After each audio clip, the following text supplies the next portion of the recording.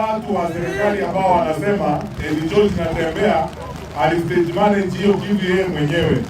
Unajua kuna mambo mengine ya aibu. Hao wakubwa wa security tulifanya kazi na wao wengi na tunawajua vizuri sana. The Inspector General of Police, Mr. Kanja, was my GSU commandant when I was being appointed. Na huyu ni jamaa mimi namheshimu, is one of the best police officers in the country. Asikubali kupelekwa namna hii na mambo ya hao watu kumharibia sifa na kumharibia karia yake kama police officer and as a sterling career as a police officer. Kama kweli George Natembeya aliona hizo maneno na wale watu ambao alienda kukomboa wakuje kumpiga yeye risasi, nani amewakataza wasiwakamate hao watu na walete hiyo risasi wa kuonyeshe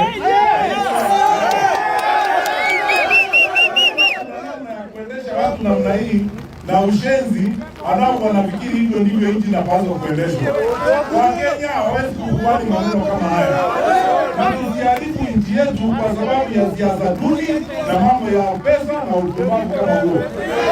Hatuwezi kufanya unajaribu kuwa viongozi ambao wanasema walikuwa na serikali.